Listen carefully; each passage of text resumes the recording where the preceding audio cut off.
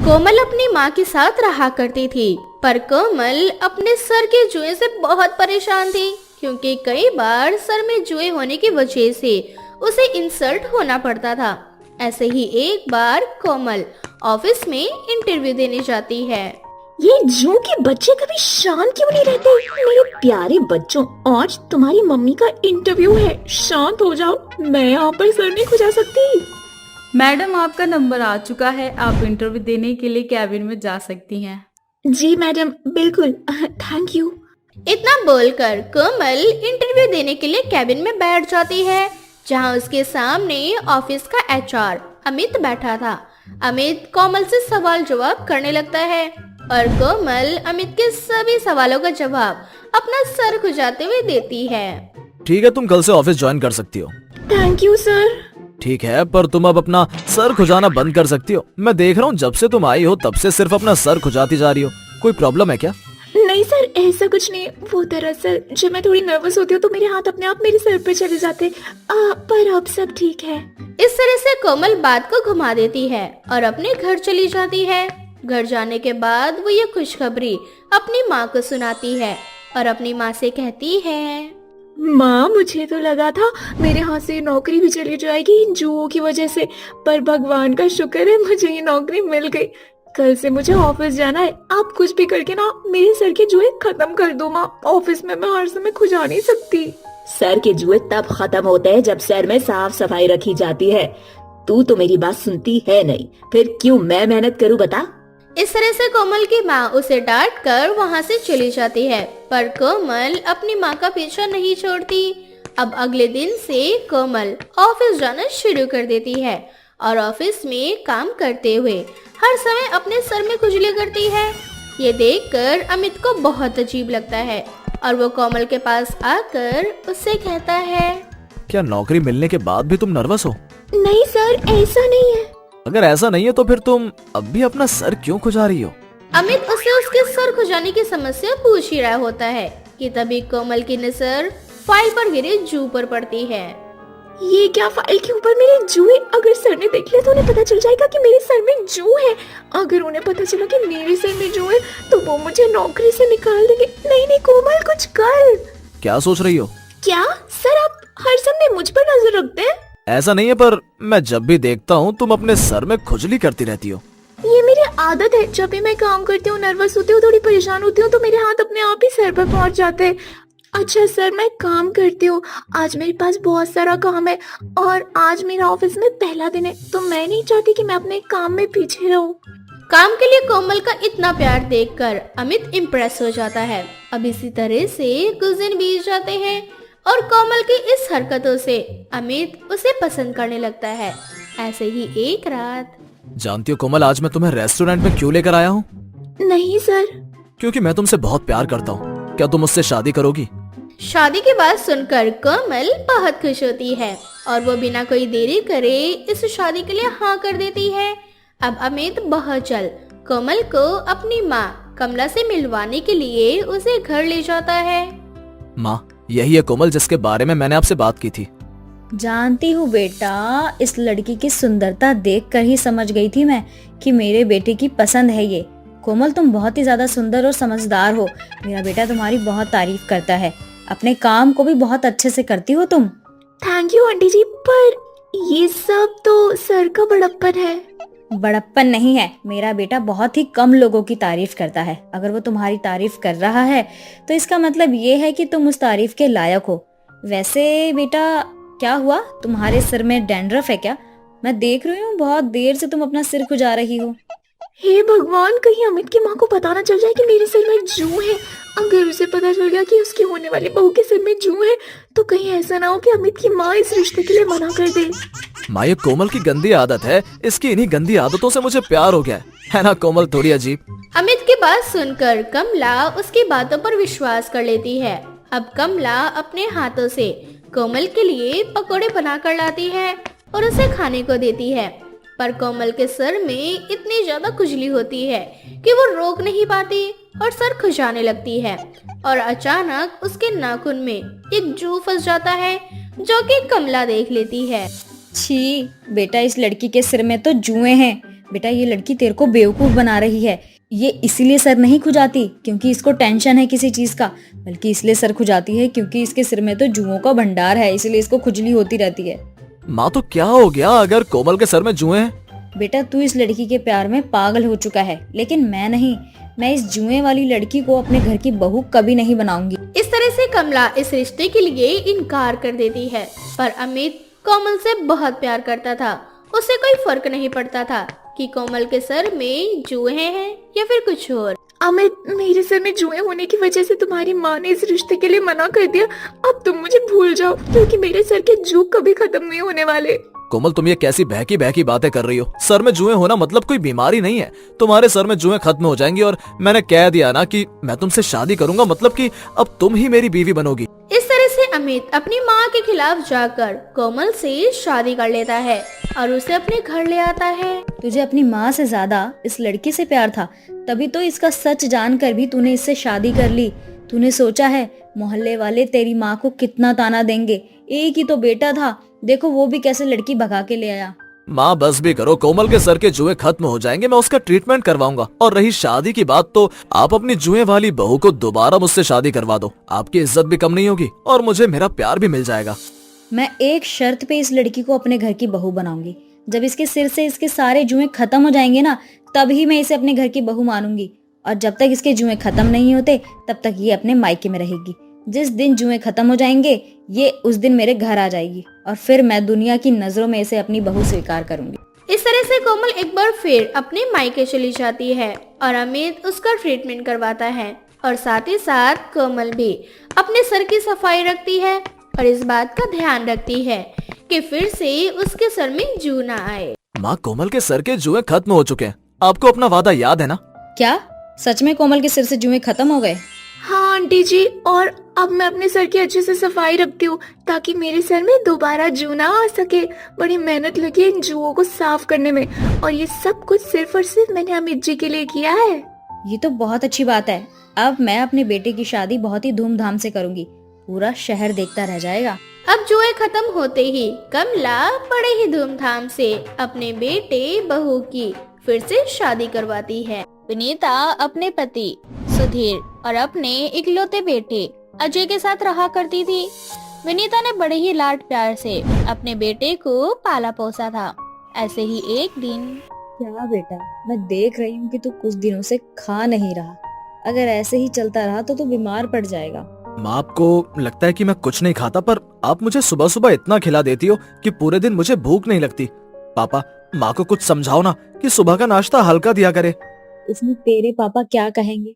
सुबह का नाश्ता पेट भर के करना चाहिए, ना कि हल्का फुल्का खाना खाकर। पूरा दिन भी तो गुजारना होता है ना।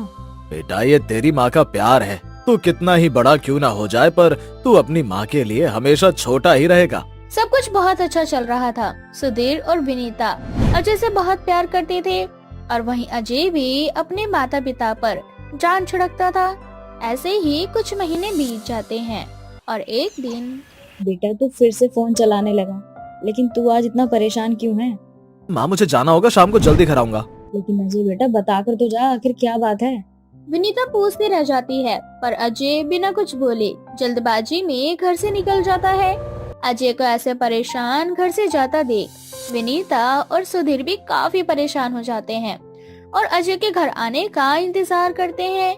शाम को घर का दरवाजा बजता है और विनीता जल्दी से घर का दरवाजा खोलती है, पर ये क्या, दरवाजे पर अजय किसी लड़की के साथ था और उस लड़की के गले में मंगलसूत्र और मांग में सिंदूर था। ये सब देखकर विनीता के पैरों तले जमीन खिसक जाती है। अजय बेटा ये लड़की? माँ ये लड़की पंखुड़ी है, इस घर की बहू। माफ करना मैं आपको बता नहीं सका, दरअसल बात ही इतनी ज्यादा बढ़ गई थी कि मैं आपको कुछ बता ही नहीं पाया। पर ऐसा भी क्या हो गया था अजय बेटा कि तूने हमें बिना बताए कुछ इस लड़की से शादी कर ली। बेटा तू जानता है ना कि हम तेरी पसंद को कभी ठुकराते नहीं, फिर तूने ऐसा कदम क्यों उठाया? ससुर जी अजय को कुछ मत कहिए, अजय की कोई गलती नहीं, हम दोनों एक दूसरे से बहुत प्यार करते हैं। अजय ने तो कई बार कहा कि वो आप लोगों को सच बता देगा, मैंने ही उसे रोके रखा। मैं चाहती थी पहले मैं अपने घर वालों को मना लूं, पर मेरे घर में कोई नहीं माना और उन्होंने मेरी शादी जबरदस्ती किसी और लड़के से करवाने की कोशिश की। इसीलिए आज सुबह मैंने अजय को मैसेज किया कि वो मुझे लेने के लिए आ जाए। माँ पापा, मेरे पास कोई और दूसरा रास्ता नहीं था। अगर आज मैं पंखुड़ी को भगाकर शादी नहीं करता तो इसके घर वाले इसकी शादी किसी और लड़के से करवा देते, और वो लड़का पंखुड़ी के लिए बिल्कुल भी अच्छा नहीं था। लेकिन बेटा तू हमें फोन तो कर सकता था, इतना बड़ा कदम उठाया और हमें पता भी नहीं चला। माँ मैं सच कह रहा हूँ, मुझे इन सभी चक्करों में टाइम ही नहीं मिला कि मैं आपको इन्फॉर्म कर सकूं। हम दोनों आपसे अपनी इस गलती के लिए माफी मांगते हैं, हमें माफ कर दीजिए। सुधीर और विनीता अपने बेटे बहू को अपना लेते हैं और दिल से उनका स्वागत करते हैं, पर शायद पंखुड़ी को अपने ससुर को बिल्कुल पसंद नहीं करती थी। तभी तो आते ही अजय के कान भरना शुरू कर देती है। अजय, लगता है ससुर जी और माँ जी मुझे पसंद नहीं करते। तभी तो शादी को 1 हफ्ता बीत गया, फिर माँ जी ने ना घर की चाबी मुझे थमाई और ना ही घर की जिम्मेदारी, और तो और उन्होंने मुझे कोई तोहफा भी नहीं दिया, ना ही मेरी पहली रसोई हुई। पंखुड़ी तुम गलत सोच रही हो, ऐसा कुछ नहीं है। माँ को समय नहीं मिल पाया होगा, बस इसलिए वो तुम्हें अब तक कुछ नहीं दे पाई। पर मैं माँ से इस बारे में बात करूंगा, तुम फिक्र मत करो। इतना बोलकर अजय अपनी माँ से बात करता है। हालांकि विनीता को अपने बेटे की बात बुरी लगती है, पर वो उसकी बात से सहमत होती है, क्योंकि सच में अब तक विनीता ने अपनी बहू को कुछ नहीं दिया था। इसलिए विनीता अपना एक हार अपनी बहू को दे देती है। माफ करना बहू, तुझे इस घर में आए हुए 1 हफ्ते हो गए हैं, लेकिन मैंने तुझे तेरा गिफ्ट नहीं दिया। दरअसल तेरे ससुर जी की अब तक सैलरी नहीं आई है, बस इसी वजह से मैं तुझे कुछ भी नहीं दे पाई। मेरे पास ये मेरा हार रखा हुआ था, इसीलिए ये हार मैं तुझे अपने नेक के रूप में दे रही हूँ। इसकी क्या जरूरत थी माँ जी, आपका आशीर्वाद मुझे मिल गया, बस वही काफी है। इस तरह से पंखुड़ी अपनी सास की नजरों में अच्छी बन जाती है और अजय को अपने सास ससुर की नजरों में गिराने की कोशिश करती है। अब ऐसे ही कुछ समय बीत जाते हैं और एक दिन अजय, मैं तुम्हारी बीवी हूँ और इस घर की बहू, पर फिर भी तुम अपनी सारी सैलरी अपनी माँ को देते हो। कम से कम मेरे बारे में तो सोचो। ससुर जी पहले से ही माँ जी को अपनी सैलरी देते, फिर तुम अपनी सैलरी मुझे क्यों नहीं देते? पंखुड़ी, इसमें इतना नाराज होने वाली क्या बात है? रही सैलरी की बात, मैं माँ से कह दूंगा कि अब से मैं अपनी सैलरी तुम्हें दूंगा, ठीक है? अब की बार जो मेरी सैलरी आएगी वो तुम ही रखना। इस तरह से धीरे धीरे पंखुड़ी पूरे घर में अपना पैर फैला लेती है, पर फिर भी पैसों की भूखी पंखुड़ी का लालच खत्म नहीं होता और अब वो अपने सास ससुर से अलग होने की सोच लेती है। अजय, तुम अपने माँ बाप के गुलाम हो और लोगों के बच्चों को देखो, शादी होते हुए कैसे अपनी माँ से अपना हक लेकर, हिस्सा लेकर अलग हो जाते। अरे किसी और को क्या ही देखना, तुम माँ जी को ही देखो ना। शादी होते ही ससुर जी और माँ जी अपने सास ससुर से अलग हो गए। इस घर में तुम्हारा भी हक है, तुम भी ससुर जी और माँ जी से अपना हक क्यों नहीं मांग लेते? पंखुड़ी, मैं अपने माता पिता का इकलौता बेटा हूँ और वैसे भी ये सब कुछ मेरा ही तो है, फिर मैं अपने माँ बाप से क्या मांगू? माफ करना अजय, पर तुम अपने माँ बाप को आज तक पहचान नहीं सके, पर मैंने तुम्हारे माँ बाप को पहचान लिया है। तुम्हारे माँ बाप कहने को तो तुम्हें अपना बेटा कहते हैं, पर तुमसे जरा भी प्यार व्यार नहीं करते। अगर यकीन नहीं होता ना तो अपना एक बार हिस्सा मांग कर देखो, इतनी आसानी से वो तुम्हें कुछ नहीं देने वाले। हाँ, अजय पंखुड़ी की बातों में आ जाता है और जब सभी लोग एक साथ डिनर कर रहे होते हैं तो अजय अपने माता पिता से कहता है, माँ पापा, अब मेरी भी बीवी है, कुछ समय बाद मेरा भी अपना छोटा सा एक परिवार होगा, इसलिए अब मुझे अपना हिस्सा चाहिए। बेटा तुझे कौन सा हिस्सा चाहिए? सब कुछ तेरा ही तो है, और कौन सा तेरे भाई बहन है जो तुझे बंटवारा करना पड़ेगा? ये बात मैं बहुत अच्छे से जानता हूँ, पर अगर आप और पापा फैक्ट्री की, ये घर, ये जमीन और सारी जायदाद मेरे नाम कर दोगे तो इसमें बुराई क्या है? आखिर आपके बुढ़ापे का सहारा भी तो मैं और पंखुड़ी ही है ना। अगर कल को आपको अचानक कुछ हो गया तो हम तो रोड पर आ जाएंगे ना, इसलिए सारी प्रॉपर्टी मेरे नाम कर दीजिए, मैं कल शाम को प्रॉपर्टी के पेपर्स बनवा लूंगा। इतना बोलकर अजय वहाँ से चला जाता है। अपने बेटे का ऐसा रूप देखकर विनीता और सुधीर परेशान हो जाते हैं और अगले दिन जब अजय प्रॉपर्टी के पेपर्स लेकर आता है तो सुधीर एक कड़ा फैसला लेता है। अजय बेटा, तुम दोनों ने अपनी मनमानी खूब कर ली। बहू तो पैसों की भूखी है जो हर समय तेरे कान भरती है, पर याद रखना एक दिन तू पछताएगा। और रही बंटवारे की बात, तो मैं अपनी प्रॉपर्टी का आधा हिस्सा तुझे देता हूँ और आधा हिस्सा मैं उस इंसान को दूंगा जो मेरे बुढ़ापे का सहारा बनेगा। इसलिए अब तुम दोनों पति पत्नी इस घर से अपना हिस्सा लेकर जा सकते हो। तुम्हारे हिस्से में मैंने एक घर भी दिया है। अब क्या था, अजय अपना हिस्सा लेकर अपनी बीवी के साथ घर छोड़कर चला जाता है और कुछ ही दिनों बाद पंखुड़ी अजय से उसकी सारी प्रॉपर्टी लेकर फरार हो जाती है। जिसके बाद अजय को अपनी गलती का एहसास होता है और वो अपने पापा के पास जाकर उनसे माफी मांगता है और एक बार फिर अजय अपने माँ बाप के साथ रहकर अपनी जिंदगी की नई शुरुआत करता है और अपने माँ बाप के पसंद की लड़की से शादी भी करता है। दिया के हाथों पर कुछ खून की बूंदें गिरती हैं। दिया खून की बूंदों को देखकर ऊपर देखती है, जहाँ वो देखती है कि वो चुड़ैल पेड़ पर बैठकर रो रही है। चुड़ैल को देखकर दिया बहुत डर जाती है और चिल्लाती हुई वहाँ से भागती है। चुड़ैल के खूनी आंसू। ये कहानी रामगढ़ नाम के एक छोटे से गांव की है। दिया नाम की एक लड़की रात को अंधेरे में अपने बॉयफ्रेंड से मिलने घर की ओर जा रही होती है कि तभी रास्ते में उसे किसी के रोने की आवाज सुनाई देती है। मुझे बहुत दर्द हो रहा है, कोई मुझे डॉक्टर के पास ले चलो, मेरा इलाज करवा दो, नहीं तो मैं मर जाऊंगी। कौन है यहाँ? कौन इस तरह से बैठकर रो रहा है? मुझे बताओ, मैं उसकी मदद करूंगी, मेरे सामने आ जाओ। दिया के इतने बोलते ही रोने की आवाज और तेज हो जाती है। तभी दिया के हाथों पर कुछ खून की बूंदें गिरती हैं। दिया खून की बूंदों को देखकर ऊपर देखती है, जहाँ वो देखती है कि वो चुड़ैल पेड़ पर बैठकर रो रही है। चुड़ैल को देखकर दिया बहुत डर जाती है और चिल्लाती हुई वहाँ से भागती है। कोई मुझे बचाओ, यहाँ एक पेड़ पर चुड़ैल है, वो खून के आंसू रो रही है, वो अपने खून के आंसू से मुझे मार डालेगी, कोई है। दिया चिल्लाते हुए भाग रही होती है कि तभी उसके सामने चुड़ैल आ जाती है। तुम तो मेरी मदद करने वाली थी, पर अब मेरे ही खूनी आंसू देखकर तुम मुझसे दूर भाग रही हो। क्या हुआ, अब तुम मेरी मदद नहीं करोगी? तुम एक चुड़ैल हो और मुझे पता है तुम मुझे मार डालोगी। मुझे छोड़ दो, मुझे जाने दो। मैं तुम्हें कुछ नहीं करूंगी, बस तुम कुछ देर मेरे सामने खड़ी रहो। इतना बोलकर चुड़ैल फिर से खून के आंसू रोने लगती है और दिया उसे देखने लगती है। तभी दिया के हाथों पर चुड़ैल के गिरे हुए खून के आंसू उसके हाथ को जला देते हैं। अब दिया को दर्द होने लगता है और देखते ही देखते उसके पूरे शरीर में आग लग जाती है और वो तड़प तड़प कर मर जाती है। अगली सुबह सभी गांव वाले दिया की लाश देखते हैं और बोलते हैं, अरे ये जली हुई लाश किसकी है? इस लाश से तो ये भी पता नहीं चल रहा है कि लड़का है या लड़की। पता नहीं किस निर्दयी आदमी ने इस इंसान को इतनी बेरहमी से मौत के घाट उतार दिया। फिलहाल तो हमें पुलिस को खबर करनी होगी ताकि पुलिस इस लाश की तहकीकात करके इसके परिवार वालों का पता कर सके और ये भी पता कर सके कि आखिर इसकी जान किसने ली है।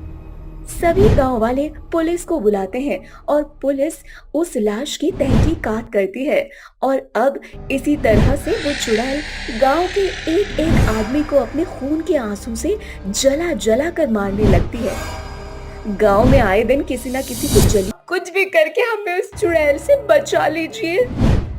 हाँ बाबा, अब आपके हाथों में ही हम गांव वालों की जान है। बेटा, हम उस चुड़ैल से तुम गांव वालों की मदद नहीं कर सकते क्योंकि वो चुड़ैल बहुत ज्यादा शक्तिशाली है। उसका मुकाबला सिर्फ हमारे गुरुजी ही कर सकते हैं। क्या गुरुजी? तो आप अपने गुरुजी को बोलिए ना कि वो हमारी मदद करे। बेटा, गुरुजी यहाँ नहीं है, वो अभी इस गांव से बाहर गए हैं, पर तुम फिक्र मत करो, हम अभी थोड़ी देर में गांव से निकल जाएंगे और रात होने से पहले गुरुदेव को ले आएंगे। परंतु तब तक तुम सभी को अपना ख्याल खुद रखना होगा। ठीक है बाबा, आप बस जल्दी से गुरुजी के साथ आ जाइए और उस चुड़ैल से मुक्त करवा दीजिए। अब बाबा स्वयं अपने गुरुजी को बुलाने के लिए गांव से बाहर चले जाते हैं। इसी तरह से रात हो जाती है। एक बच्चा अपने घर में सोया होता है कि तभी उसके मुंह पर खून की कुछ बूंदें गिरती हैं, जिसके बाद उसकी आंखें खुल जाती हैं और वो देखता है कि उसके घर की छत पर एक चुड़ैल बैठकर खून के आंसू रो रही है। माँ, मुझे बचाओ, अपने घर में चुड़ैल है। इतना बोलकर बच्चा घर से निकलने की कोशिश करता है, परंतु वो निकल नहीं पाता और चुड़ैल उस बच्चे के सामने आ जाती है। तुम कितने प्यारे और मासूम हो, पर मासूम तो मैं भी थी ना। मैं मरी ना, इसीलिए अब तुम्हें भी मरना पड़ेगा। चुड़ैल अपने खूनी आंसू से उस बच्चे को मारने जा ही रही होती है, तभी वहाँ उस बच्चे की माँ आ जाती है। चुड़ैल, मेरे बच्चे को छोड़ दे, अगर तुझे जान लेनी ही है तो मेरी ले ले, पर अपनी अपनी सास के किए की सजा तो हमारे गांव वाले और मेरे बच्चों को तो मत दे। मैं किसी को नहीं छोड़ूंगी, मेरी मौत की सजा हर किसी को मिलेगी, चाहे वो बच्चा हो या बड़ा। इतना बोलकर वो चुड़ैल एक बार फिर उस बच्चे को मारने के लिए आगे बढ़ती है कि तभी वहाँ गुरुदेव आ जाते हैं और चुड़ैल के ऊपर गंगा जल डालकर उससे बोलते हैं, रुक जा चुड़ैल, और तू खूनी आंसू रोना बंद कर, क्योंकि अब तू किसी की जान नहीं ले पाएगी और मेरे होते हुए तो तू इस बच्चे का कुछ बिगाड़ नहीं सकती। बाबा, तुझे मेरी शक्तियों का एहसास नहीं है। अब तू देख कैसे मैं अपने खून के आंसू से इस बच्चे को मारती हूँ। इतना बोलकर चुड़ैल जैसे ही उस बच्चे को मारने के लिए आगे बढ़ती है, गुरुदेव माता रानी का पवित्र त्रिशूल अपने झोले से निकालते हैं और चुड़ैल पर वार कर देते हैं, जिसके बाद वो चुड़ैल मर जाती है और राख बनकर गायब हो जाती है। और इस तरह से सभी गांव वाले खूनी चुड़ैल के आंसुओं से आजाद हो जाते हैं।